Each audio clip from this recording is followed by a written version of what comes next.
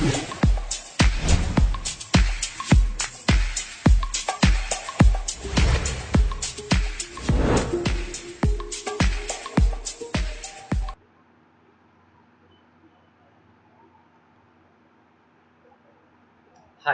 එහෙනම් හැමෝම ආයුබෝවන් කියලා පිළිගන්නවා.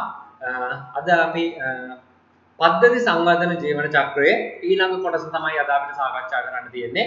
ඔයාලට මතක ඇති අපි ගිය සතියේ සාකච්ඡා කරා පුතේ පද්ධති සංවර්ධන ජීවන චක්‍රයේ තියෙනවා අදියර කීයක්ද? අදියර 6ක් නේද? ඉතින් ඒ ඉස්සෙල්ලා අපි පද්ධතියක් කියන්නේ මොකක්ද? පද්ධති සංවර්ධන ජීවන චක්‍රයක් කියන්නේ මොකක්ද? පද්ධතියේ බාහිර පරිසරය, අභ්‍යන්තර පරිසරය, ඊළඟට උපපද්ධති, ওই දේවල් ගැන අපි ගිය සතියේ සාකච්ඡා කරා. පැහැදිලිද නේද? ඉතින් එහෙනම් මේ නෝට්ස් ටික ඔයාලා ලියා ගන්න ඇති. එහෙනම් අද අපි යමු ඊළඟ කොටස සාකච්ඡා කරන්න. මොකක්ද මේ ඊළඟ කොටස? පද්ධති සංවර්ධන ජීවන චක්‍රය. එතකොට පද්ධති සංවර්ධන ජීවන චක්‍රය ඔයාලට මතකයි අදියර කීයක් තිබ්බද? මතකින් කියන්න 6ක් තිබ්බා. මොනවාද 6? පළවෙනි එක පද්ධතිය හඳුනා ගැනීම. මතක් කරගන්න බලන්න. ඉස්සෙල්ලා මොකද්ද? අවශ්‍යතාවය හඳුනා ගැනීම. ඊට පස්සේ මොකද්ද තිබ්බේ? විසඳුම සැලසුම් කිරීම. ඊට පස්සේ මොකද්ද? විසඳුම කේතකරණය කිරීම. ඊට පස්සේ මොකද්ද? විසඳුම පරීක්ෂා කිරීම සහ දෝෂ ඉවත් කිරීම. ඊට පස්සේ පද්ධතිය පිහිටුවීම. ඊට පස්සේ පද්ධතිය නඩත්තු කිරීම. ඉතින් ඔන්නෝකට කියනවා සිස්ටම් ඩෙවලොප්මන්ට් ලයිෆ් සයිකල් එහෙම නැත්නම් පද්ධති සංවර්ධන ජීවන චක්‍රය කියලා. පැහැදිලි ඔයාලට? ඉතින් එහෙනම් මේ පද්ධති සංවර්ධන ජීවන චක්‍රයේ තියෙන කොටස් ටික තමයි අද අපි සාකච්ඡා කරන්න යන්නේ. ඉතින් අපිට අද ওই කොටස් වල ගොඩක් දුර ඉවර කරන්න පුළුවන්. ඊට පස්සේ අපිට පාඩමේ ගොඩක් හරිය අවසానයි තමයි. හරිද? ඉතින් එහෙනම් අපි බලමු කොහොමද පද්ධති සංවර්ධන ජීවන චක්‍රයේ තියෙන මේ කොටස් ටික අපි හඳුනා ගන්න යමු. එහෙනම් පැහැදිලි අපි ඉක්මනින්ම යමු පාඩමේ මේ කොටසට.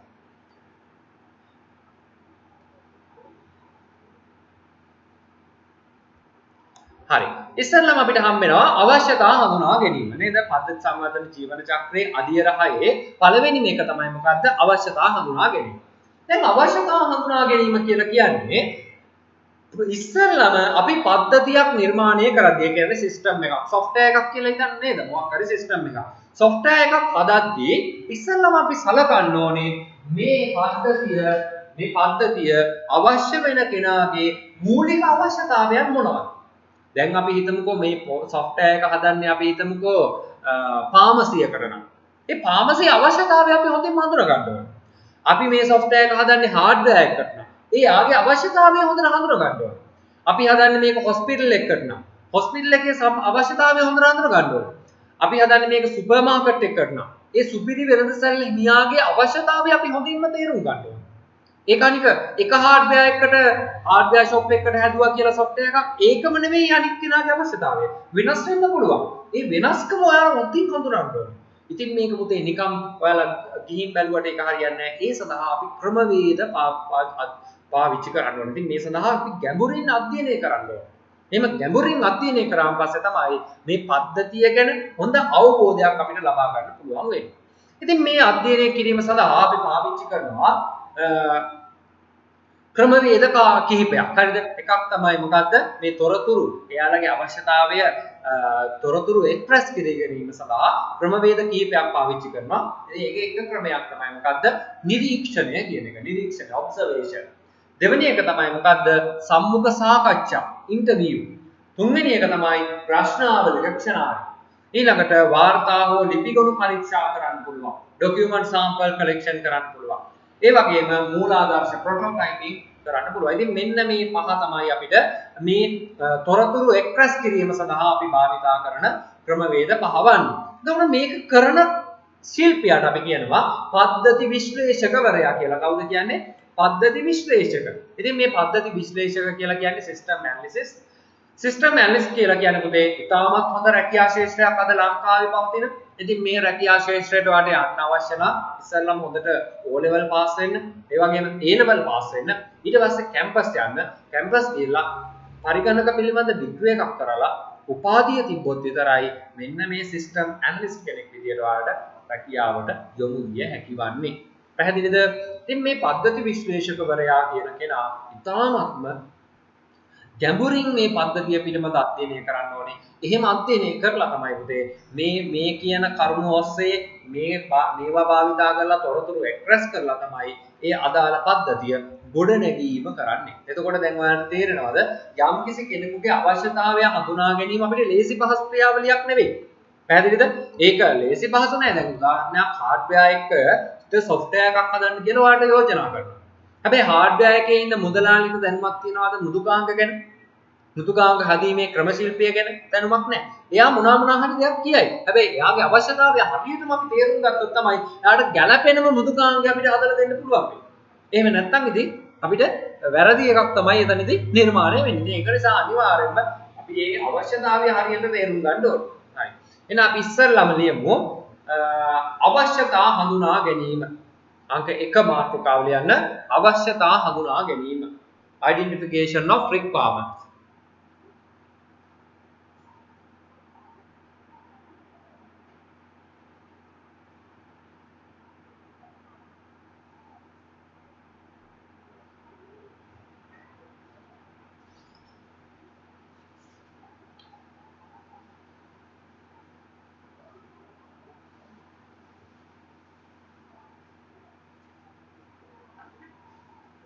හරි. ඒ යටතේ ලියන්න මෙන්න මෙහෙම. ප්‍රථමයෙන් පද්ධතිය පිළිබඳ මූලික අධ්‍යයනයක් සිදු කර පද්ධතිය හඳුනා ගනු ලැබේ.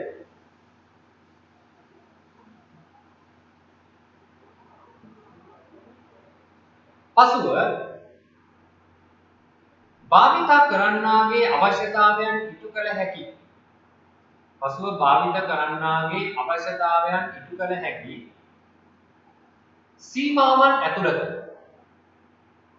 සීමාවන් ඇතුළත පද්ධතිය සම්බන්ධ ගැඹුරින් අධ්‍යයනයක් සිදු කෙරේ.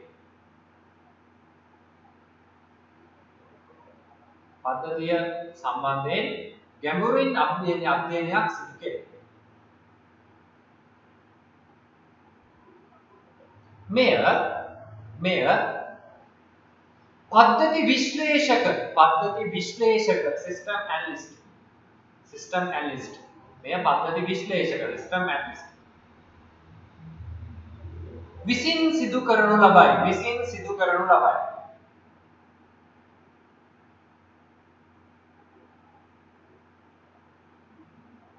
විසින් සිදු කරනු ලබයි. මෙහිදී තොරතුරු එක්රැස් කිරීම සඳහා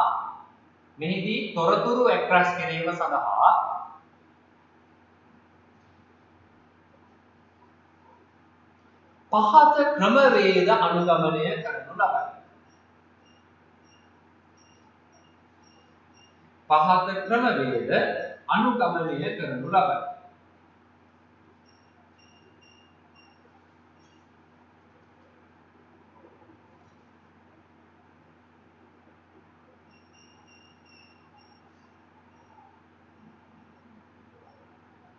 පහලින් පාඩම යන පළවෙනි එක නිරීක්ෂණය observation. දෙක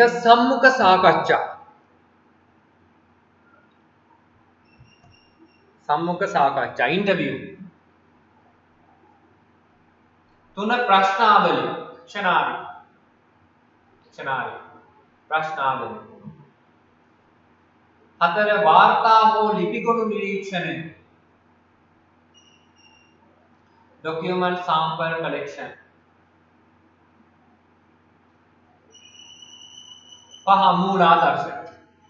පහ මූලාදර්ශ. අපි එහෙනම් මේ එක එකක් ගැන මොකක්ද කියලා අපි හඳුනා ගන්න යමු. මේ ටික වල ලියාගත්තට පස්සේ ඔන්න එනම් මම යනවා ඉස්සෙල්ලාම නිරීක්ෂණය කියන්නේ මොකක්ද කියලා ඔයාලට හඳුන්වා දෙන්න. නිරීක්ෂණය observation. හරි ලියන්න. නිරීක්ෂණය අනුමාතුකාලය යන අංක 1 නිරීක්ෂණය observation. නිරීක්ෂණය කියලා කියන්නේ අපි දන්නවා අනේසි මොකක්ද නිරීක්ෂණය කරනවා කියන හොඳට බලනවා ගිහිල්ලා. මේ පද්ධතිය සිදුවන දේ අධ්‍යයනය කරනවා නේද? ඉතින් දැන් හිතන්නකෝ ඔයාලා ෆාමසියකට සොෆ්ට්වෙයාර් එකක් හදන්න යනවා නම් ෆාමසියට ගිහිල්ලා බලන්න ඉන්නවා කොහොමද මේ මුදලාලි ගනුදෙනු කරන්නේ? ඊළඟට හાર્ඩ්වෙයාර් එකක සොෆ්ට්වෙයාර් එකක් හදනවා නම් හાર્ඩ්වෙයාර් එක ගිහින් බලන්න ඉන්නවා කොහොමද මේ හાર્ඩ්වෙයාර් එකේ ගනුදෙනු සිදුවීම් කරන්නේ? ඉතින් ඒ අනුව ඔයාලා උපකල්පන ගොඩනගලා නේද? ඉතින් ඒ අපේ පද්ධතිය නිර්මාණය කිරීම සඳහා සැලැස්මක් ගොඩනගා ගන්න පුළුවන් විදිහට. පැහැදිලිද? දැන් නිරීක්ෂණය කියන්නේ ඕනෝකයි. නම් නියම නිරීක්ෂණය ඔබ්සර්වේෂන්. අදාළ ස්ථානයට ගොස් නිරීක්ෂණය කියලා යටින් යන්න අදාළ ස්ථානයට ගොස් පද්ධතිය තුළ සිදුවන දේ අධ්‍යයනය සහ පද්ධතිය තුළ සිදුවන දේ අධ්‍යයනය සහ මෙහිදී උපකල්පන ගොඩනැගීම වැදගත් වේ. මෙහිදී උපකල්පන ගොඩනැගීම වැදගත් වේ.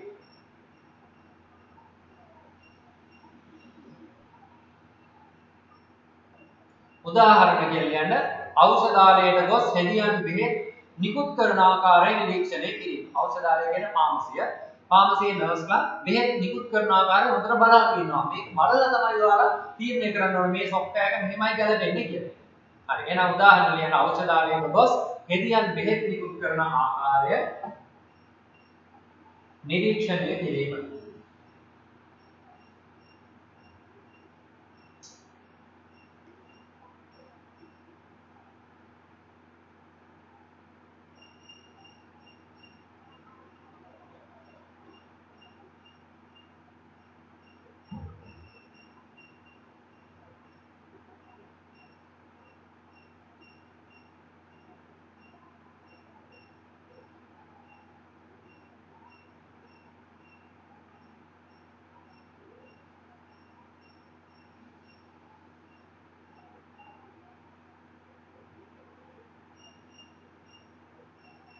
හරිද?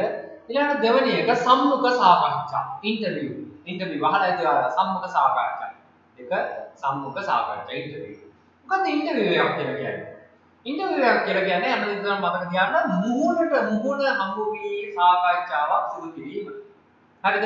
ඉතින් ප්‍රයෝජන ගන්නන් හා පද්ධතිය සම්බන්ධ වන අනෙකුත් පුද්ගලයන් මුහුණට මුහුණ හමු වී සාකච්ඡා කිරීම අපි කියනවා සම්මුඛ සාකච්ඡා. සම්මුඛ කියන්නේ මුඛයේ ඉදිරියෙන් තියාගෙන මේ කතාව සිදු කරන්න ඕනේ. ඒ කියන්නේ පැත්තෙන් බලාගෙන සම්මුඛ සාකච්ඡා කරලා දෙයක් නැහැ. හරිද? මූණට මූණ බලාගෙන තමයි සම්මුඛ සාකච්ඡා පැවැත්වීම කරන්නේ. ඉතින් මෙහිදී පුද්ගල ආකල්ප පිළිබඳව අවංක ලෙස කතා කිරීමට අවකාශ ලැබෙන බැවින් පුද්ගල අවශ්‍යතා නිවැරදිව හඳුනා ගැනීම සිදු කරන්න පුළුවන්. හරිද? පැහැදිලිද? එතකොට මෙන්න මේ විදිහට මේ මුහුණට මුහුණ කරන සාකච්ඡාව වගේ පුද්ගලයන්ගේ ආකල්ප ඒ පද්ධතිය ගැන තියෙන ආකල්ප මේ පද්ධතියේ ක්‍රියාකාරීත්වයේ තියෙන එක ගැන ආකල්ප මේ හැම දෙයක් ගැනම අවබෝධයක් ලබා ගන්න පුළුවන් මෙන්න මේ කියන අවශ්‍යතාවයන් හඳුනා ගැනීම මගින්. ඉතින් ওই විදිහට මේ ක්‍රමවේදයේ වගේ අපිට තොරතුරු රැස් කර ගන්න පුළුවන් සම්මුඛ සාකච්ඡා මගින්. ඉතින් උදාහරණයක් විදිහට අපිට ඖෂධාලයේ හෙදියක් හමු වී ඔහු සමග සම්මුඛ සාකච්ඡාවක් පවත්වන්න පුළුවන් මේ පද්ධතිය නිර්මාණය කිරීම සම්බන්ධව. හරි. එහෙනම් ලියමු සම්මුඛ සාකච්ඡා ඉන්ටර්විව්. ඒ අපි කියන්නේ ප්‍රයෝජනයට ගන්නන් හා පද්ධතියට සම්බන්ධ වන අනෙකුත් පුද්ගලයන්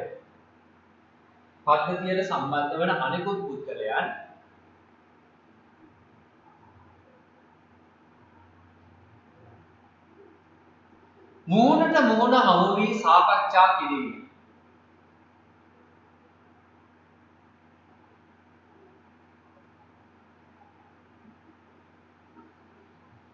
මුහුණට මුහුණ හමු වී සාකච්ඡා කිරීම. මෙහිදී පුද්ගල ආකල්ප පිළිබඳව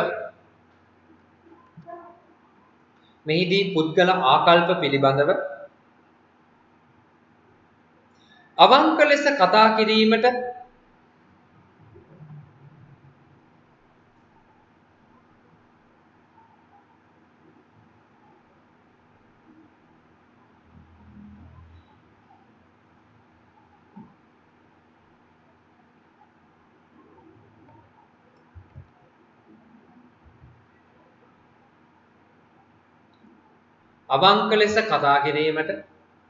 අවකාශ ලැබෙන බැවින්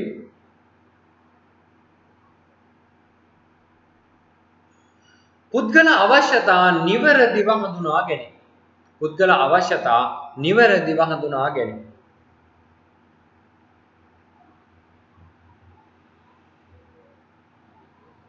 හරි උදාහරණ කියලා ලියන්න පුළුවන් ඖෂධාලයේ හිටියක් හමු වී ඔහු සමග සම්මුඛ සාකච්ඡාවක් පැවැත්වීම.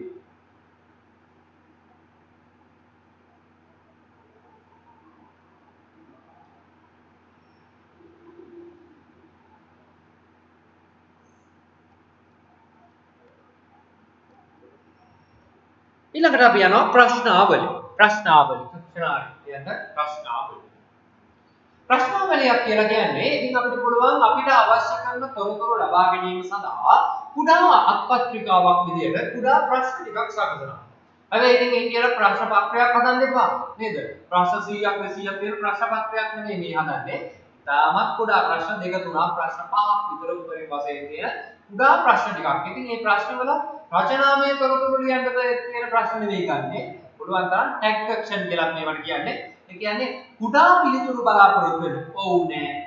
එහෙම නැත්නම් වචන දෙක තුනකින් උත්තර බලාපොරොත්තු වෙන්න පුළුවන් ප්‍රශ්න අපිට ප්‍රශ්න හදලා ප්‍රශ්නාවලියක් ඒ සේවකයන්ට දීලා එයාලගෙන් මේ තොරතුරු ගන්න පුළුවන්.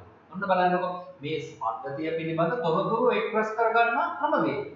නේද? විවිධ ක්‍රමවේද අපිට අනුගමනය කරන්න පුළුවන් වෙනවා. ඉතින් මෙන්න උදාහරණයක් දෙන්න දෙනවා සකසන ලද ප්‍රශ්නාවලියක් ඖෂධාලයේ හෙදියට ලබා දී ඇයගෙන් එය සම්පූර්ණ කර ගැනීම.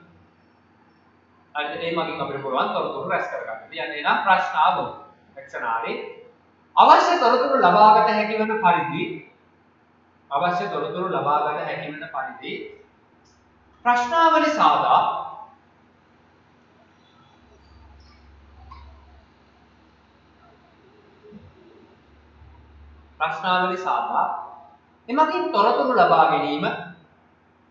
එමගින් තොරතුරු ලබා ගැනීම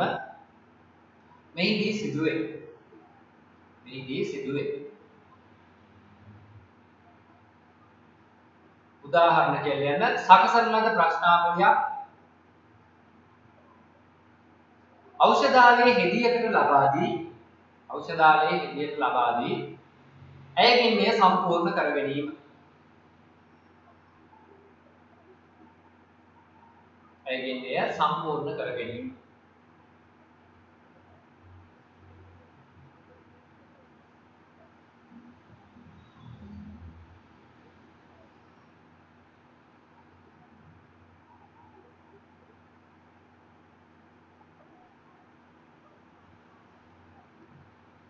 හරිනේ. ඊට පස්සේ යනවා අපි ඊළඟ එක වාර්තා හෝ ලිපිගොනු නිරීක්ෂණය. දැන් අපි දන්නවා දැන් ඕනම සමාගමක් වුණාම ඕනම ආයතනයක් වුණාම මේ ආයතනයේ බිල්පත්, වවුචර්, පෝරම, පත්‍රිකා ආදී නොයෙකුත් ලිපිගොනු අපිට දකින්න ආවා. ඉතින් මේ හැම ලිපිගොනුවක්ම පරීක්ෂා කරලා අපිට පුළුවන් ඒ වගේ තොරතුරු ලබාගෙන ඒ අදාළ පද්ධතිය සඳහා අවශ්‍ය කරන තොරතුරු ලබා ගැනීම කරන්න. ඉතින් මෙන්න මේකට කියනවා වාර්තා හෝ ලිපිගොනු පරීක්ෂා කිරීම කියලා. ඉතින් මෙතනදී අපි බලාපොරොත්තු වෙනවා උදාහරණයක් විදිහට දැන් අපේ පද්ධතිය තමයි මොකක්ද ඖෂධාලයනේ. ඒකට ඖෂධාලයේ ඇති වාර්තා ආදී නිරීක්ෂණය කිරීම සිදු කරන්න පුළුවන්. පැහැදිලි නේද? ඒකට ඖෂධාලයේ තියෙනවනේ විවිධ වාර්තා නේද? ඉතින් මේ විවිධ වාර්තා සියල්ලක්ම පරීක්ෂා කරලා බලලා අපිට පුළුවන් අඳුරගන්න මෙයාලට මොනවාද අවශ්‍ය කරන තොරතුරු. ඉතින් මේ තොරතුරු වලට ගැළපෙන පරිදි අපේ පද්ධතිය නිර්මාණය කිරීම එතනින් පස්සේ කරගෙන යන්න පුළුවන්. පැහැදිලි? හරි. ඉතින් එහෙනම් ඔන්න අපි ලියමු වාර්තා හෝ ලිපිගොනු නිරීක්ෂණය. එයාටද ලියන්න බිල්පත් වවුචර් කමාද දාලා යන බිල්පත් වවුචර්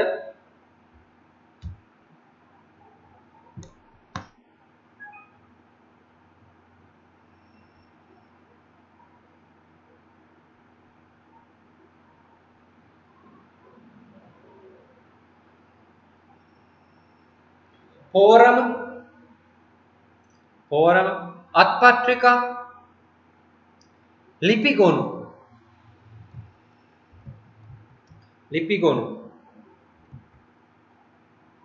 ආදී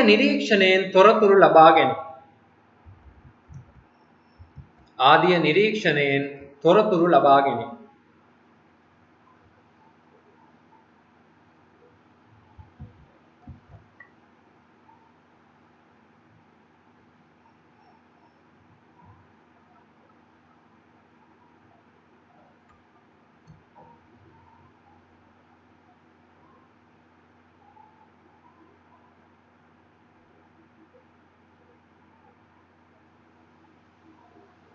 උදාහරණ කියලා ලියන්න. ඖෂධාලයේදී වාර්තා ආදිය නිරීක්ෂණය.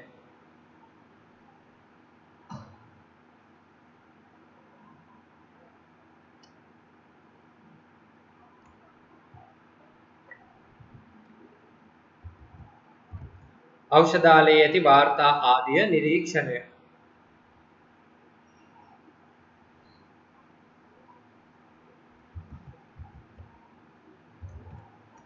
හරිනේ.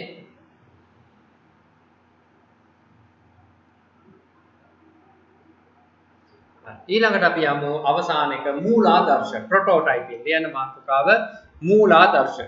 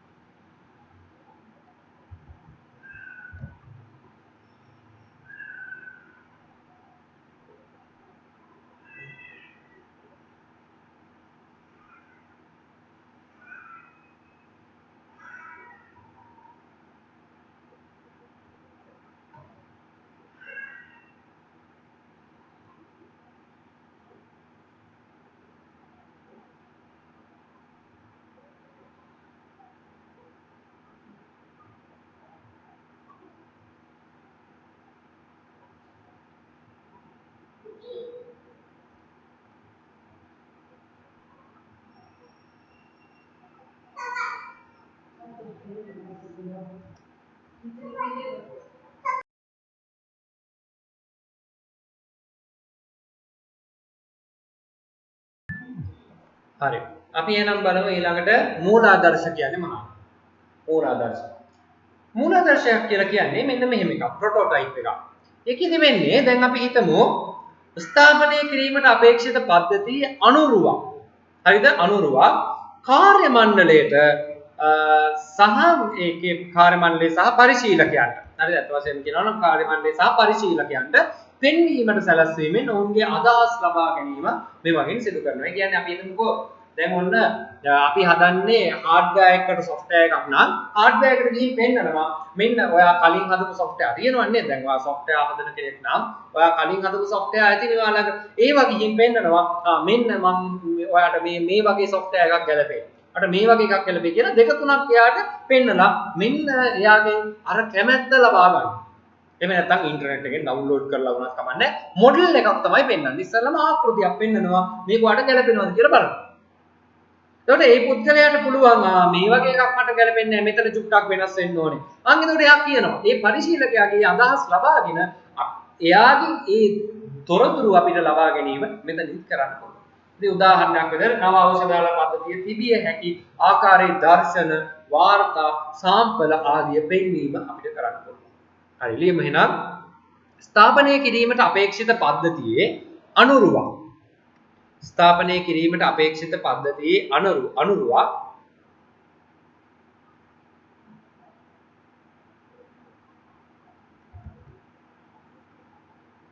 කාර්ය මණ්ඩලයට සහ පරිශීලකයන්ට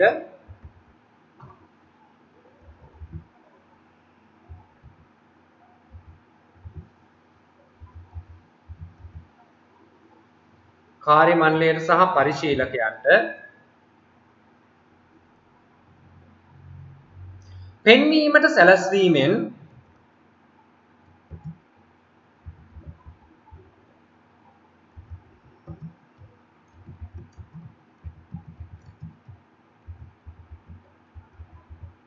පෙන්වීමට සැලැස්වීමෙන් ඔවුන්ගේ අදහස් ලබා ගැනීම මෙමගින් සිදු කෙරේ. ඔවුන්ගේ අදහස් ලබා ගැනීම මෙමගින් සිදු කෙරේ.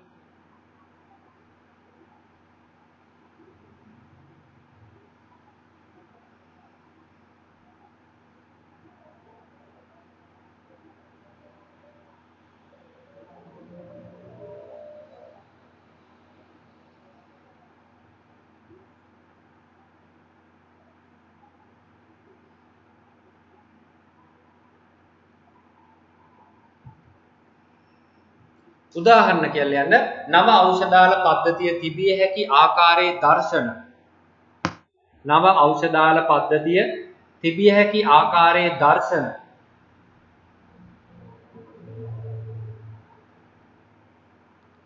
කමා වාර්තා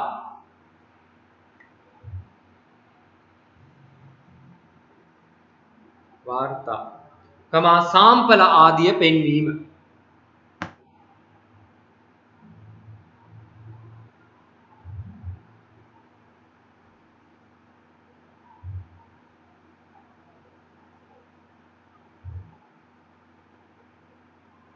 සාම්පල ආදිය පෙන්වීම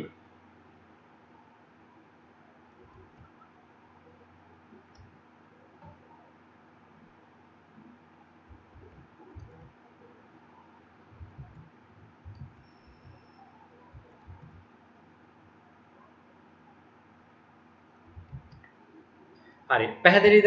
එතකොට ඔන්න ඔය ක්‍රමවේදයට අනුව අපි දත්ත තොරතුරු එක්රැස් කර ගැනීම කරනවා අපේ පද්ධතියට අදාළව. හරිද? පද්ධතියට අදාළ සියලුම දත්ත තොරතුරු එක්රැස් කර ගැනීම අපි සිදු කරනවා මෙන්න මේ පද්ධතියට අදාළව. ඉතින් ඒ සඳහා වැදගත් වෙන්නේ කවුද? අපි ඉස්සෙල්ලත් කතා කරා කවුද? පද්ධති විශ්ලේෂකවරයා සිස්ටම් ඇනලිස්ට් විසින් තමයි ඔය කියන පද්ධතිය අදාළ තොරතුරු විශ්ලේෂණය කිරීම සිදු කරනු ලබන්නේ. පැහැදිලිනේ? හරි. එහෙනම් ඊළඟට අපි යනවා ඊළඟ කොටසට. මොකක්ද ඊළඟ කොටස?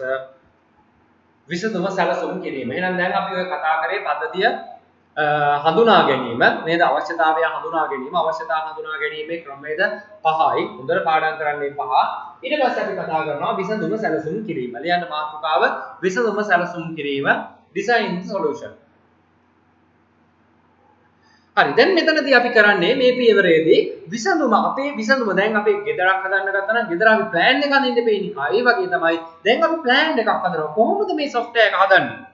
මේක සැලසුම් කරන්න ඕනේ. හොඳට සැලසුම් කරන්න ඕනේ. ඉතින් මෙතනදී අපි අරමුණ විදියට මේ ගන්නවා මේකේ කාර්යයන් විදියට මෘදුකාංග හඳුනා ගැනීම, මෘදුකාංග නිර්මිතය හඳුනා ගැනීම, අතුරු මුහුණක් එනම් පරිශීලකයන්ට පරිගණකයේ දර්ශනය වෙන ආකාරය, අතුරු මුහුණක් හඳුනා ගැනීම, දත්ත ගබඩාවන් සැකසීම, ප්‍රධාන දුඩාංග පද්ධති සහ ඒවායේ සංඝටක හඳුනා ගැනීම, උපපද්ධතිවල පරායක්ත බව හඳුනා ගැනීම, පද්ධතිය ක්‍රියාත්මක සහ උචිත දුඩාංග තියෙනවද, මෘදුකාංග තියෙනවද කියලා තීරණය කිරීම, මෘදුකාංග දත්ත ගබඩා අතුරු මුහුණත් ආදී යටිතල ව්‍යුහය ගැන සාකච්ඡා කිරීම.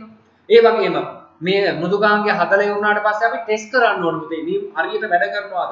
නිවැරදිව වැඩ කරනවාද කියලා පරීක්ෂා කරන්න ඕනේ. ඉතින් මේ පරීක්ෂාව සැලසුම් කිරීම පරීක්ෂාවන් පවා සැලසුම් කරන්න ඕනේ දැම්ම. එතකොට මෙන්න මේ විසඳුම සැලසුම් කිරීම කියන අධ්‍යයනයේදී අපි සිදු කරන්නේ මෙන්න මේ කොටස් ටික. හරිද? එහෙනම් මම හිතන්නේ පැහැදිලි ඇති. දැන් අපි මෙතන plan එකක් තමයි අමුනේ. එහෙනම් අපි ලියමු ටිකක් ලියන්න තියෙනවා. විසඳුම සැලසුම් කිරීම යන මෙම පියවරේදී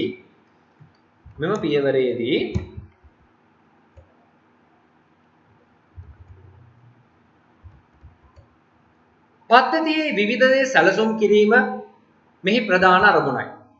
පද්ධතියේ විවිධ දේ සැලසුම් කිරීම මෙහි ප්‍රධාන අරමුණයි.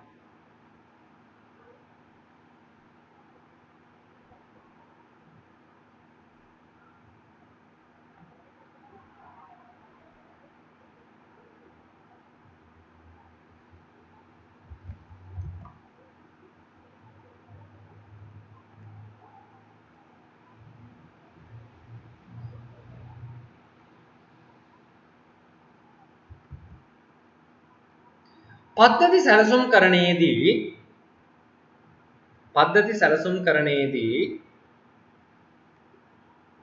කරනු ලබන කාර්යයන් සමහරක් පහත දැක්වේ. පහලින් පහළ යන පළවෙනි එක මෘදුකාංග හඳුනා ගැනීම.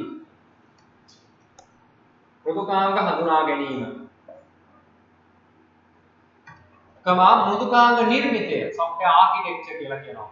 මෘදුකාංග නිර්මිතය හඳුනා ගැනීම. දෙවැනි එක ලියන්න අතුරු මුහුණත් user interface. එනම් පරිශීලකට තිරයේ දර්ශනය වන ආකාරය හා දත්ත ගබඩා සැකසුම.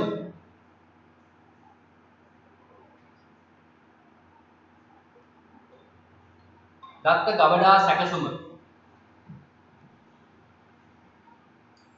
3 ප්‍රධාන දුඩාංග පද්ධති සහ ඒවායේ සංඝටක හඳුනා ගැනීම.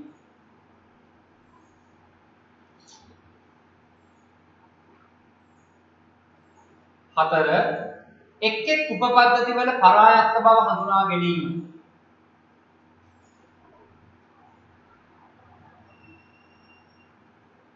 5 පද්ධතිය ක්‍රියාත්මක කිරීම සඳහා උචිත දුඩාංග සහ මෘදුකාංග තීරණය කිරීම.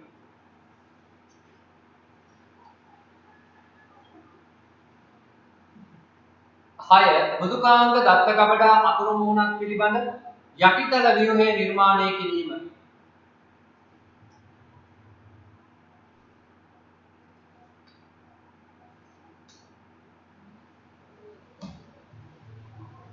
අවසාන එක පරීක්ෂණ සැලසුම් ටෙස්ට් ප්ලෑන්ස් කියලා කියනවා. ටෙස්ට් ප්ලෑන්ස් කිරීම.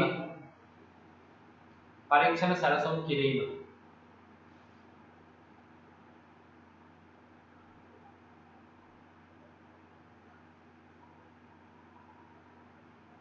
හරි. ඔන්න ඔය විදිහට අපි විසඳුම සැලසුම් කිරීම කරනවා. ඉතින් සැලසුම් කරාට පස්සේ ඊළඟ තමයි මොකක්ද අපි දන්නවා විසඳුම කේතකරණය කිරීම. දැන් ඉතින් සැලසුම ගහලා නිකන් යන්නේ නැහැ. සැලසුම් කර කර ඉඳලා යන්නේ නැහැ නේ. වැඩි කරන්න දෙන්නේ නේද? ගොඩක් කට්ටිය සැලස්ම විතරයි ඉන්නේ. සැලස්ම විතරයි වැඩේ නේ. නේද? එහෙම බෑ. වැඩේ හරියට කරන්න ඕනේ. ඊළඟ තමයි එන අපි වැඩේ කරන එක. ඒ කියන්නේ විසඳුම කේතකරණය කිරීම. මේක software එකක් නිසා. ඉතින් අපිට තේරෙන භාෂාවෙන් අපි හදාගත්ත මේ මෘදුකාංගය මොකද කරන්න ඕනේ? පරිගණකයට පරිගණකයක් හදන්න මේක ධාවනය කරන්නේ. එහෙනම් අපේ භාෂාවෙන් හදාගත්ත මේ කියන මෘදුකාංගය පරිගණකයට තේරෙන භාෂාවකට පරිවර්තනය කරන්න ඕනේ. ඉතින් ඒ සඳහා ඉතින් අපිට ඕන වෙනවා මොකක්ද? ප්‍රෝග්‍රෑමින් ලැන්ග්වේජ් එකක් නේද? ඉතින් ඔයාලා ඉගෙන ගත්ත ප්‍රෝග්‍රෑමින් ලැන්ග්වේජ් එකක් විදියට Pascal කියන ප්‍රෝග්‍රෑමින් ලැන්ග්වේජ් එක. ඉතින් ඒකෙන් ඔයාලා පොඩි ප්‍රෝග්‍රෑම් හැදුවා මතක ඇති. ඉතින් ඒ වගේම මේ වගේ ප්‍රෝග්‍රෑමින් ලැන්ග්වේජ් එකක් අපිට භාවිතා කරලා ඔයාලට ඉතින් කැමති ප්‍රෝග්‍රෑමින් ලැන්ග්වේජ් එකක් භාවිතා කරන්න පුළුවන් Pascal, Python, Java, C, C++, C#, .NET නේද? VB උඩ තියෙනවා Arduino. ඉතින් මේ විදිහට විවිධ ප්‍රෝග්‍රෑමින් ලැන්ග්වේජ් තියෙනවා. ඔය ඕනම ලැන්ග්වේජ් එකක් භාවිතා කරලා මොනවා කරන්න පුළුවන්ද? අදාළ කේතය නිර්මාණය කිරීම කරන්න. ඉතින් ඊට පස්සේ ඔයාලට ඒ ගොඩනැගෙන පරිගණක භාෂාවෙන් ගොඩනැගෙන මෘදුකාංගය භාවිතයට ගන්න පුළුවන්. නේද? ඉතින් එහෙනම් ඔන්න අපි මොකද කරන්න ඕනේ? විසඳුම කේතකරණය කිරීම දැන් කරන්න ඕනේ. කේතකරණය කරනවා කියන්නේ ඕක. හරි. එහෙනම් අපි යමු විසඳුම කේතකරණය කිරීම coding of the solution. ඒ අපි කියන්නේ නව පද්ධතිය නිර්මාණය කිරීමෙන් පසුව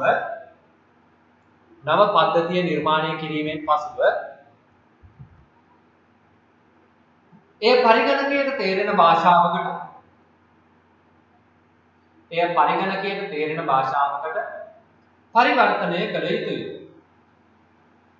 පරිවර්තනය කළ යුතුයි. ඒ සඳහා පරිගණක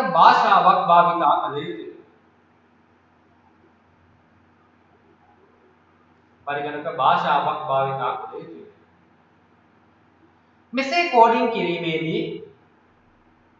මෙසේ කෝඩින් කිරීමේදී ක්‍රම ලේඛන ගොඩනැගේ. ක්‍රම ලේඛනයේ කොටස් වශයෙන් ගොඩනැගීම වඩා කාර්යක්ෂම වේ. ඒ කියන්නේ එකම ක්‍රම ලේඛනයක් දිගට හදාගෙන යනවට වඩා කොටස් වශයෙන් කරන එක ගොඩක් කාර්යක්ෂමයි. අපි මුළු software එකම එකපාර හදනවට වඩා කොටස් හදන එක තමයි ලේසි වෙන්නේ. ක්‍රම ලේඛනයේ කොටස් වශයෙන් ගොඩනැගීම වඩා කාර්යක්ෂම වේ. මෙම අධ්‍යයන ක්‍රම ලේඛන අධ්‍යයන programming stage කියලා කියනවා. ලෙස හැඳින්වේ. මෙම අධ්‍යයන ක්‍රම ලේඛන අධ්‍යයන programming stage ලෙස හැඳින්වේ. හරිනේ. ඊළඟ ඔන්න විසඳුම කේතකරණය කිරීම තමයි ඔය අපි සාකච්ඡා කරේ. ඊළඟට අපි යනවා දැන් කේතකරණය කරපු අපේ software එක අපි මොකද කරන්න ඕනේ දැන් පරීක්ෂා කරන්නත් ඕනේ. කේතකරණය කරලා විතරක් බෑ පුතේ. මොකද කරන්න ඕනේ? පරීක්ෂා කරන්න ඕනේ. කේතකරණය software එක හදපු ගමන්ම අදාළ පුද්ගලයන්ට මේක දුන්නොත් පුතේ මේකේ වැරදි අඩුපාඩු තියෙන්න පුළුවන්. ඉතින් ඒවා මගහරවා ගැනීම සඳහා අපි මොකද කරන්න ඕනේ? මේ මෘදුකාංගය අපේ නිවැරදිව වැඩ කරනවාද කියලා මේ මෘදුකාංගය අපි බලාපොරොත්තු වෙන විදියට නිවැරදිව වැඩ කරනවාද කියලා පරීක්ෂා කරන්න ඕන. ඉතින් මෙන්න මේ විදියට පරීක්ෂා කිරීම සඳහා අපිට ක්‍රමවේද හතරක් භාවිතා කරන්න පුළුවන්. එකක් තමයි ඒකක පරීක්ෂාව, දෙක සමස්ත පරීක්ෂාව, තුන පද්ධති පරීක්ෂාව, හතර ප්‍රතිග්‍රහණ පරීක්ෂාව. හරිද? මම මේ ටික හතර පැහැදිලි කරලා දෙන්නම් ඔයාලට ඉස්සෙල්ලාම. ඉතින් දැන් අපි මේ හදාගත්ත software solution එක අපි මොකද කරන්න ඕනේ? පරීක්ෂාවට ලක් කරන්න ඕනේ. මොකද පුතේ අපි මිනිස්සුයෝනි මේ program හදන්නේ. ඒතකොට මිනිස්සුයෝ අතින් code ලියනකොට වැරදි වෙන්න පුළුවන්.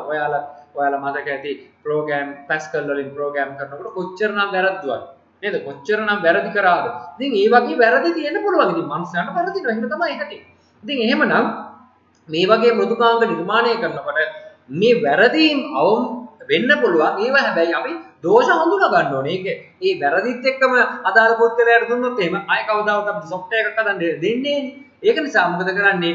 අපි ඒ වැරදි අවම වන පරිදි මේ මෘදුකාංග නිර්මාණය කරන්න ඕනේ. ඉතින් එහෙනම් මොන්න අපි මේ වැරදි මොනවද කියලා අපි අනාවරණය කරගන්න ඕනේ. ඔකට කියන අපි දෝෂ පරීක්ෂා කරනවා කියන්නේ. හරිද?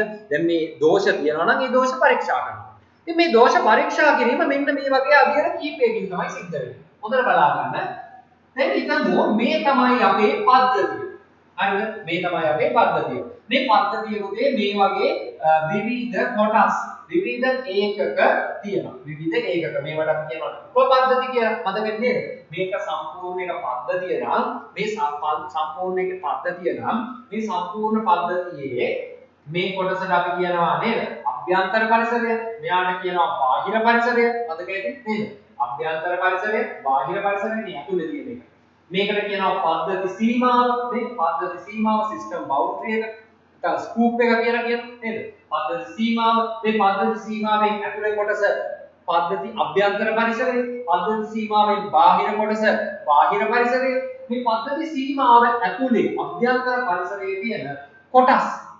හරිද? පද්ධති සීමාව ඇතුලේ තියෙන කොටස්. මෙන්න මේවට අපි කියනවා උපපද්ධති කියලා. මේ උපපද්ධති හැම එකක් අතරම අපි දන්නවා අන්තර් සම්බන්ධතාවයන් තියෙනවා නේද? අන්තර් සම්බන්ධතාවයන් තියෙනවා මේ විදිහට. ඔයාලට මතක ඇති මේ විදිහට අන්තර් සම්බන්ධතාවයන් තිබ්බා. ඉතින් මෙන්න මේ විදිහට පද්ධති අපිට හඳුනා ගන්න පුළුවන්. පැහැදිලි? හරි. ඉතින් එහෙනම් මේ උපපද්ධති හරිද? දැන් මේවා එකින් එක මෘදුකාංගය නිර්මාණය කරනකොට මොකද කරන්නේ පුතේ? අපි එකින් එක හදාගෙන යනවා. කුඩා කොටස් හදාගෙන යනවා. software ලියාගෙන යනවා. එතකොට මේක එක software කොටසක්, මේක එක ඒකකයක්, මේ තව ඒකකයක්, මේ තව ඒකකයක්, මේ තව එකක් ඔය විදිහට හදාගෙන යනවා. දැන් ඔන්න දැන් මේ හදන software වල හරිද මේ software වල මේ හදන software ඒකක වශයෙන් අපි පරිගණකයේ විසින් අපි මොකද කරන්න ඕනේ? පරීක්ෂා කිරීමට ලක් කරන්න ඕනේ. හරිද?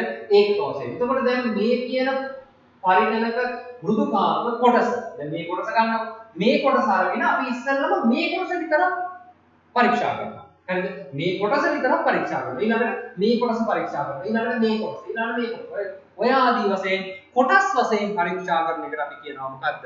ඒකක පරීක්ෂාව කියනවා. පැහැදිලිද බලන්න? මේ පද්ධතියේ උප ඒකක තියෙනවා. මේ ඒකක වෙන වෙනම අරගෙන කොටස් වශයෙන් පරීක්ෂා කරන එකට අපි කියනවා ඒකක පරීක්ෂාව කියලා. යුනිට් ටෙස්ටිං කියලා ඉංග්‍රීසියෙන් අපි හඳුන්වනවා. ඊළඟට දෙවෙනි එක තමයි දෙවෙනි ආකාරය පරීක්ෂණ ආකාර දෙවෙනි ආකාරය තමයි මේ ඒකක දැන් අපි හිතමුකෝ මේ එක ඒකකයක් මේ තව ඒකකයක් මේ ඒකක දෙකක් එකට එකතු කරලා හරිද මේ ඒකකයයි මේ ඒකකයයි දෙක එකට එකතු කරලා සම්බන්ධ කරලා පරීක්ෂා කරන ආකාරයට අපි කියනවා මොකක්ද සමස්ත පරීක්ෂාව හරිද දැන් ඔන්න ඒකක පරීක්ෂාව අපිට හම්බුණා ඒකක පරීක්ෂාව හම්බුණා ඊට පස්සේ අපිට හම්බ වෙනවා මොකක්ද දෙවෙනි එක සමස්ත පරීක්ෂාව. සමස්ත පරීක්ෂාව තේරුම් ගන්නකො මොකක්ද වෙන්නේ? මේ ඒකකය සහ මේ ඒකකය දෙක එකට එකතු කරලා සම්බන්ධ කරලා පරීක්ෂා කරන එකට අපි කියනවා මොකක්ද? සමස්ත පරීක්ෂාව. පැහැදිලි බලන්න ඒකක පරීක්ෂාව සමස්ත පරීක්ෂාව. දැන් සමස්ත පරීක්ෂාවේදී වෙන්නේ මොකක්ද පුතේ? මේ ඒකකයයි මේ ඒකකයයි එකට සම්බන්ධ කරලා පරීක්ෂා කරනවා. හැබැයි මතක තියාගන්න මෙතනදී මේ ඔක්කොම ඒකක සම්බන්ධ කරන්නේ ඒකක දෙකක් ඒකක තුනක් ඒකක හතරක් ඔය විදිහට කුඩා කොටසක් පද්ධතියේ තියෙන සම්පූර්ණ ඒකක සම්බන්ධ කරන්නේ ඒකක දෙක තුනක් සම්බන්ධ කරලා පරීක්ෂා කරන එකට අපි කියනවා සමස්ත පරීක්ෂාව කියලා. ඉන්ටිග්‍රේටඩ් ටෙස්ටිං කියලා අපි හඳුන්වනවා. එතකොට මෙන්න ටෙස්ටිං ආකාර දෙකක් අපි කතා කරා. හරිද? එතකොට ඔන්න ඊළඟ පරීක්ෂණ ආකාරය තුන්වෙනි එක. තුන්වෙනි එක කියලා කියන්නේ මේ සම්පූර්ණ පද්ධතියක් නම් මේක සම්පූර්ණ පද්ධතියක් නම් මෙන්න මෙතන තියෙන එක ඒකකයක් මෙතන තව ඒකකයක් තියෙනවා ඔය විදිහට එක දහස් ගණනක් වුණත් තියෙන්න පුළුවන්. නේද? software code නේ නේද? code දහස් ගණනක් තියෙන්න පුළුවන්. එක ඒකකයක් අපි පරීක්ෂා කරා ඊට පස්සේ ඒ දෙක සම්බන්ධ කරලා පරීක්ෂා කරනවා ඊළඟට වෙනවා මේ මුළු පද්ධතියම කියන සියලුම ඒකක උප ඒකක එකිනෙක සම්බන්ධ කරලා සමස්ත පරීක්ෂාවක් සම්පූර්ණයෙන්ම පද්ධති පරීක්ෂාවක් අපි සිදු කරනවා. පද්ධති පරීක්ෂාවක් කියලා කියන්නේ මතක තියාගන්න මොකක්ද? මෙතන තියෙන මේ ඒකක සියල්ලම අපි එකිනෙකට සම්බන්ධ කරලා පරීක්ෂා කරන එකට අපි කියනවා පද්ධති පරීක්ෂාවක්. මොකක්ද ඒතකොට පද්ධති පරීක්ෂාව කියලා කියන්නේ මොකද? මේ ඒකක එකක් විතරක් නෙමෙයි. ඒකක දෙක තුනක් සම්බන්ධ කරලා විතරක් නෙමෙයි. පද්ධතියේ ඒකක 1000ක් තියෙනවා නම් 1000ම එකිනෙක සම්බන්ධ කරලා පරීක්ෂණ කරන ආකාරයට අපි කියනවා මොකක්ද? පද්ධති පරීක්ෂාව කියලා. පැහැදිලිද බලන්න? පද්ධති පරීක්ෂාව කියලා කියන්නේ මොකක්ද? ඒතකොට මේ සම්පූර්ණ ඒකක සියල්ලම එකිනෙක සම්බන්ධ කරලා පරීක්ෂා කරන ආකාරයට කියනවා පද්ධති පරීක්ෂාව. එතකොට ඔන්න අපිට පරීක්ෂණ ආකාර තුනක් ගැන මම කතා කරා. මොකද්ද? එක තමයි ඒකක පරීක්ෂාව. දෙක සමස්ත පරීක්ෂාව. තුන පද්ධති පරීක්ෂාව. උන තවත් දෙයක් මතක තියාගන්න මෙතනදී මේ ඒකක පරීක්ෂාව, සමස්ත පරීක්ෂාව, පද්ධති පරීක්ෂාව යන ආකාර පරීක්ෂණ වර්ග තුනම සිදු කරන්නේ පුතේ එක්ක පද්ධතියේ ප්‍රෝග්‍රෑමින් කරන කට්ටිය. ඒ කියන්නේ ක්‍රමලේඛන ශිල්පී. එක්ක ක්‍රමලේඛන ශිල්පී. එහෙම නැත්නම් පද්ධති විශ්ලේෂකවරු. එහෙම නැත්නම් software engineersලා, project managersලා පද්ධතිය ගැන මනා අවබෝධයක් තියෙන පුද්ගලයෝ තමයි මේ ඒකක පරීක්ෂාව, සමස්ත පරීක්ෂාව, පද්ධති පරීක්ෂාව යන ආකාර තුනේම පරීක්ෂණ ආකාර සිදු කරන්නේ. පැහැදිලිද? මේ පරීක්ෂණ ආකාර තුනම සිදු කරන්නේ කවුද? එක්කෝ ක්‍රමලේඛන ශිල්පීන්, එහෙම නැත්නම් පද්ධති විශ්ලේෂකවරු, එහෙම නැත්නම් පද්ධතිය ව්‍යාපෘති කල්පනාකරු ආදී වශයෙන් පද්ධතියේ සමස්ත ක්‍රියාවලිය දන්න පුද්ගලයෝ තමයි මේ වැඩේ කරන්නේ. හොඳට මතක තියාගන්න. ඔක අහන ওই විභාගයේ ප්‍රශ්නේ අහනවා මොනවාද? මේ ඒකක පරීක්ෂාව සිදු කරනු ලබන පාර්ශවයන් කවුද? සමස්ත පරීක්ෂාව සිදු කරනු ලබන පාර්ශවයන් කවුද? පද්ධති පරීක්ෂාව සිදු කරනු ලබන පාර්ශවයන් කවුද කියලා විභාගයේ ප්‍රශ්න අහනවා. ඒක නිසා ඒක හරියට ඔයාලා තේරුම් ගන්න ඕනේ. ඉතින් එහෙනම් ඒ තුනම සිදු කරන්නේ කවුද?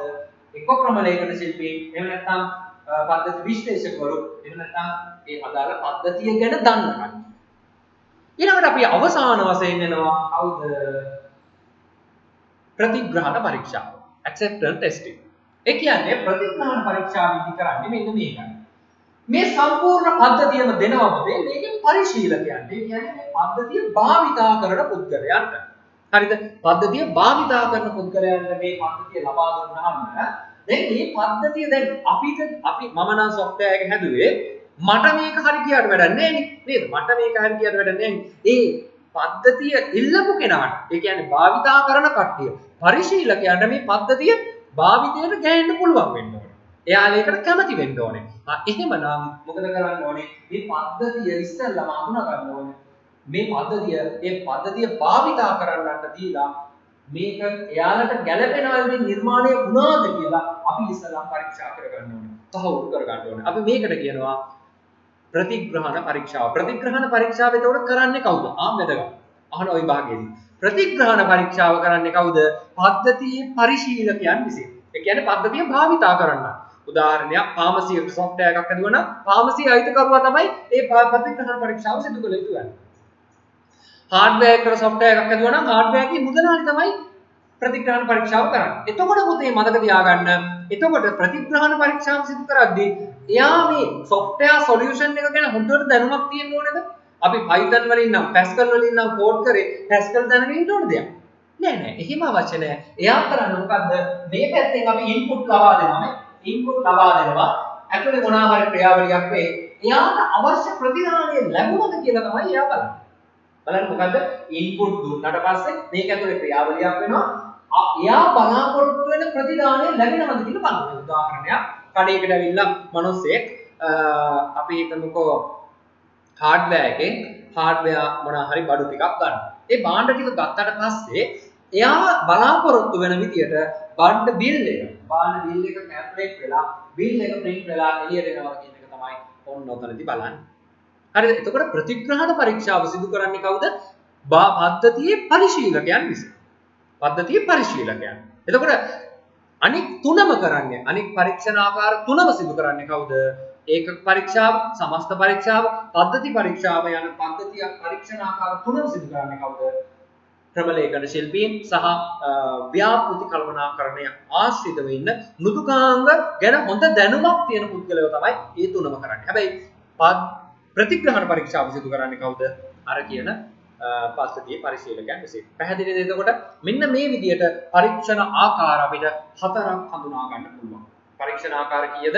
හතරක් තියෙනවා. මේ හතරම හොඳටම ඔයාලා හඳුනා ගන්න ඕනේ. අපි එහෙනම් ඔය ගැන නෝට් එකක් ලියා ගන්න යමු. හරි.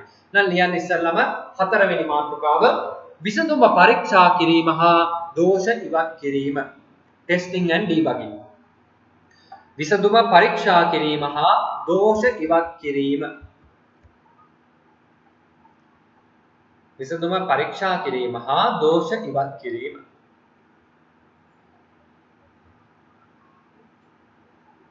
Testing and ඩීබගින්.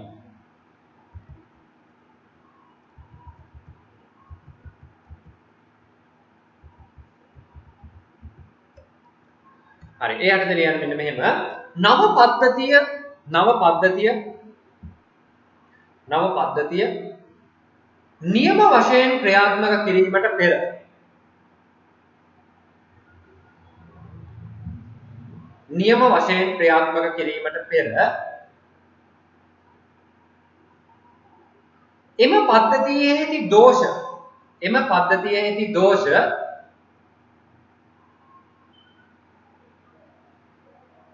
එම පද්ධතියේදී දෝෂ හඳුනා ගැනීම සිදු කළ යුතුය.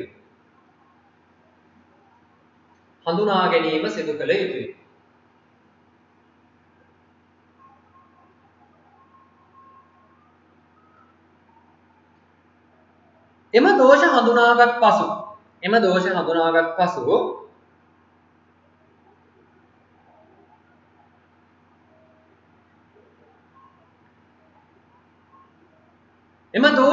දෝෂ ඉවත් කිරීම සඳහා පිළියම් යෙදිය යුතුය.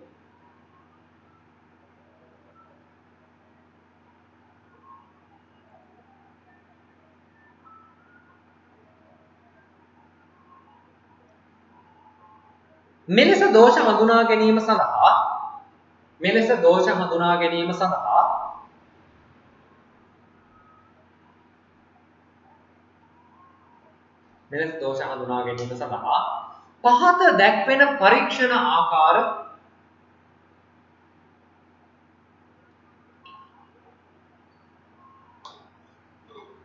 පහත දැක්වෙන පරීක්ෂණ ආකාර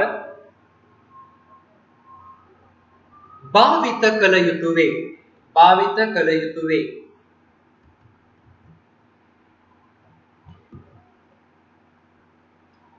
පහලින් පාඩම් ලියන්න අංක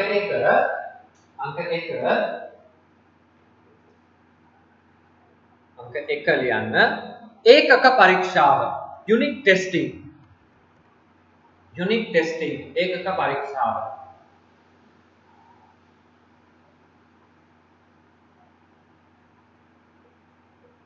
දෙක සමස්ත පරීක්ෂාව ඉන්ටිග්‍රේටඩ්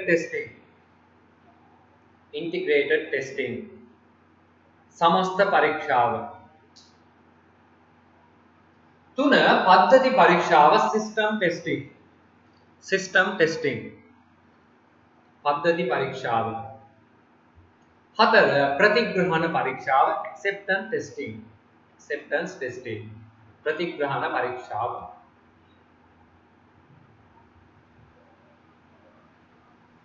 හරිද? ඉතින් එහෙනම් අපි බලමු පරීක්ෂණාකාර හතර වෙන වෙනම සාකච්ඡා කරන්න බලමු. පළවෙනි එක ලියන්න ඒකක පරීක්ෂාව.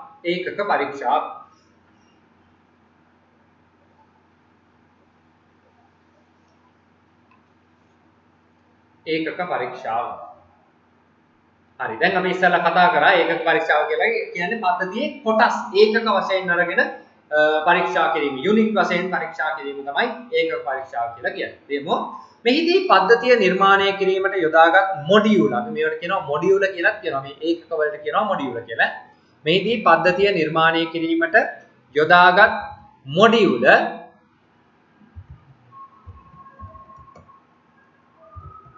වලට අදාළ කේත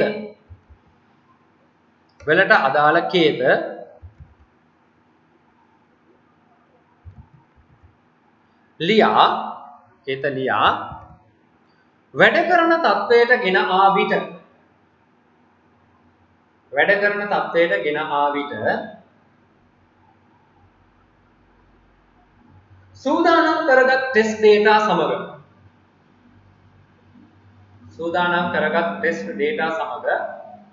වෙන වෙනම පරීක්ෂා කළ යුතුයි.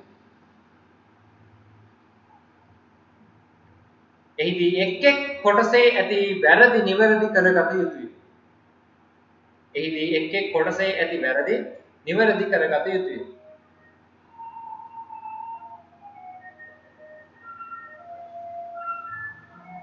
ඒකටම ලියන්න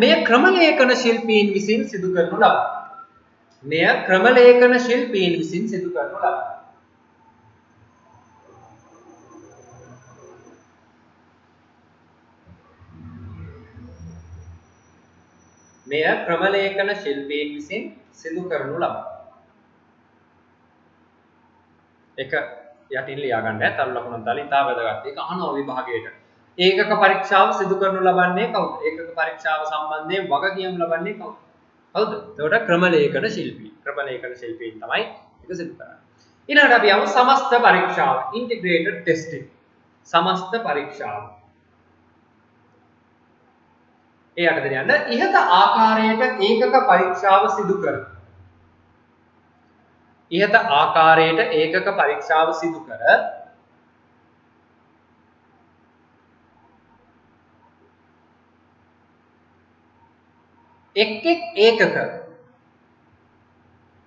එක් ඒකක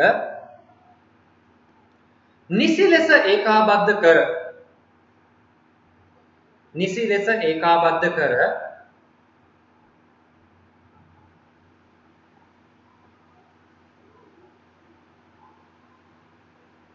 පරීක්ෂාවට ලක් කිරීම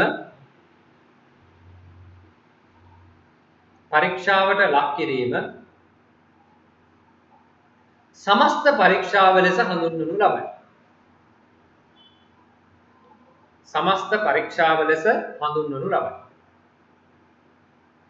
එතකොට මේ වැඩේත් කරන්නේ කවුද? ක්‍රමලේඛන ශිල්පීන් විසින්මයි. යටින් තව ලකුණක් දාලා ලියන්න. මෙයද ක්‍රමලේඛන ශිල්පීන් විසින්ම සිදු කරයි.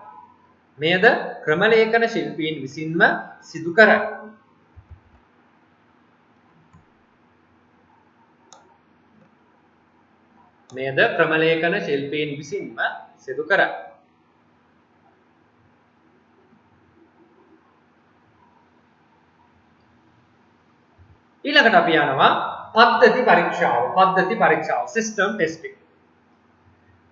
එයාට දෙන්න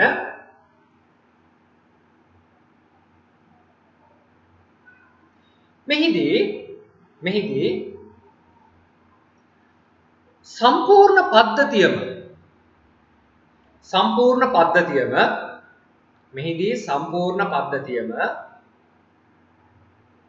පරීක්ෂාවට ලක් කිරීම සිදු කරයි.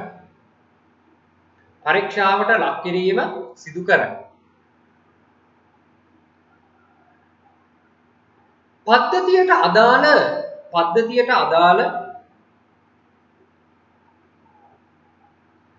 සියලුම ඒකක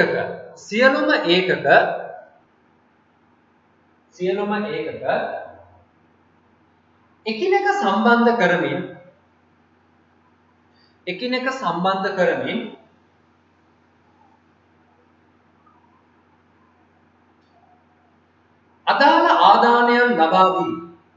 අදාළ ආදානයන් ලබා දී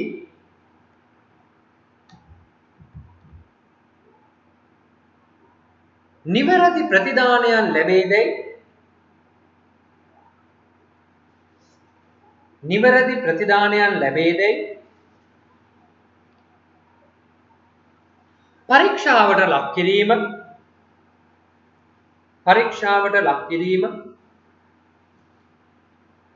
මෙහිදී සිදුවේ.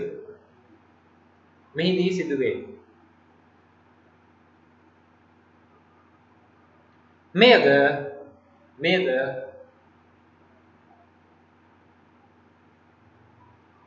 ක්‍රමලේඛන ශිල්පීන් විසින්ම සිදු කරයි. එතකොට මම උතන ක්‍රමලේඛන ශිල්පීන් කියලා කිව්වාම අනිත් පද්ධති විශ්ලේෂකවරු ඊළඟට ව්‍යාපෘති කළමනාකරුවන් මේ හැම කෙනෙක්ම අයිතියි. හරිද? පද්ධතිය නිර්මාණය කිරීම සම්බන්ධයෙන් දැනුමක් තියෙන ඕනම කෙනෙක් මේ පරීක්ෂණාව කරන්න පුළුවන්. ඒකට මේද ක්‍රමලේඛන ශිල්පීන් සිදු කරයි කියලා ලියුවාම අන්න ඒ කට්ටියත් මතක තියාගන්න. හරිද? පද්ධති පරීක්ෂාව. ඉතින් එහෙනම් ඔන්න අපි ඔය තුනම කරන්නේ එතකොට ක්‍රමලේඛන ශිල්පීන්ගේ පැත්තේ. ඊළඟට එනවා අපි අනිත් පැත්තෙන් පරීක්ෂා කරන්න කවුද? අපිට මේ පද්ධතිය ගොඩනගෙන කෙනාට පද්ධතිය මේ හොඳ වුණාට වැඩක් නැහැ. මොකද අනිත් පැත්තෙන් කවුද? ඒක භාවිතා කරන්නාටත් ඒක ගැලපෙන්න ඕනේ. උදාහරණයක් අපි හිතමු ඇඳුමක් නේද? ඇඳුමක් මහන කෙනාට හොඳ වුණාට වැඩක් නැහැ නේද? භාවිතා කරන කෙනාට ඉස්සෙල්ල හොඳ වෙන්නත් එපෙයි නේද? ඉතින් එහෙනම් මහන කෙනත් මේ ටෙස්ට් කරලා බලනවා හොඳයිද මේ ඇඳුම ගැලපෙනවද? ඉරිලා තියෙනවද? නැහිලාද ඔක්කොම හරියට බලනවා. ඒ වගේම අපි ගන්න ඉස්සෙල්ලත් අපි නම් මේ ඇඳුම බඳින්නේ අපි අඳින කෙනත් ඉස්සෙල්ලම ටෙස්ට් කරලා බලනවා. මොකද්ද මේකේ අඩුපාඩු තියෙනවද? අපිට ගැලපෙනවද? ඒ කොටස් ටික. ඉතින් එහෙනම් මේ දෙපැත්තෙන්ම අපි පරීක්ෂාවක් කරන්න ඕනේ. ඒ වගේම තමයි පද්ධතියක් මුදුකාංගයක් වුණත් දෙපැත්තෙන්ම අපි ක්‍රමලේඛන ශිල්පියාගේ පැත්තෙන් සහ ඒක භාවිතා කරන්නාගේ පැත්තෙන් පරීක්ෂාවට ලක් කිරීම කරන්න ඕනේ. ඉතින් එහෙනම් අපි අවසානයේ කියනවා ප්‍රතිග්‍රහණ පරීක්ෂාව acceptance testing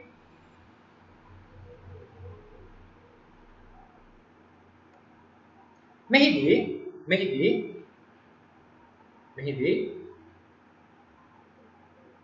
පද්ධතිය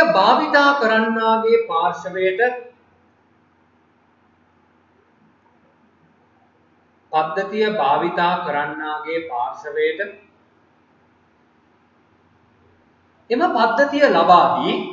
එම පද්ධතිය ලබා දී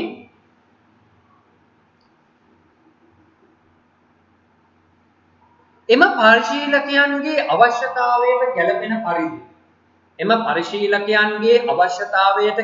පරිදි අදාළ පද්ධතිය නිර්මාණය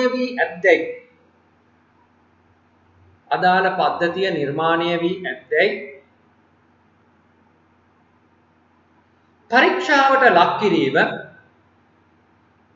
පරීක්ෂාවට ලක් කිරීම මෙහිදී සිදුවේ.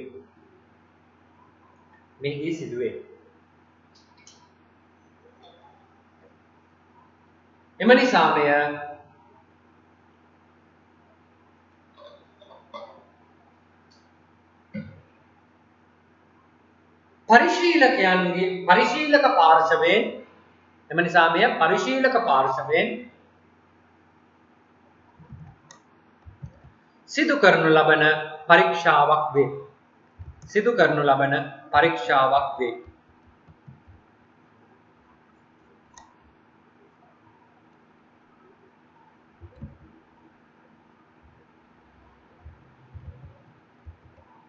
හරි. දැන් එහෙනම් ඔය අපි අද කතා කරේ මෙන්න මේ කියන පද්ධති සංවර්ධන ජීවන චක්‍රය නේද? පද්ධති සංවර්ධන ජීවන චක්‍රයේ අවශ්‍යතා හඳුනා ගැනීම, විසඳුම සැලසුම් කිරීම, විසඳුම කේතකරණය කිරීම, විසඳුම් පරීක්ෂා කිරීම හා දෝෂීවත් කිරීම ආදී වශයෙන් වූ පියවර අධියර 4 ගැන විතරයි. එතකොට තව අපිට අධියර දෙකක් තියෙනවා. පද්ධතිය පිහිටුවීම, පද්ධතිය නඩත්තු කිරීම. මේ අධියර දෙකත් අවසන් වුණාම ඔයාලගේ පාඩම අවසන් වෙනවා. තව ඒ වගේම මේ පද්ධති සංවර්ධන ජීවන චක්‍ර ආකෘති කතා කරන්න තියෙනවා. ආකෘති ටිකක් අවසන් කරාම පද්ධති සංවර්ධන ජීවන චක්‍රය කියන පාඩමම අවසන් වෙනවා. ඉතින් ඒක නිසා හොඳට මේක පාඩම් කරගන්න පුතේ තියරි පාඩමක්, ලේසි පාඩමක්. ඒ වගේම ලේසියෙන් අපිට උත්තර ගන්න පුළුවන් පාඩම. මේ ප්‍රශ්න පත්‍රයේ ලකුණු ගන්න පුළුවන් පාඩමක්. ඉතින් ඒක නිසා ඔයාලා කැප වෙලා හොඳට පාඩම් කරන්න මේ කොටසට.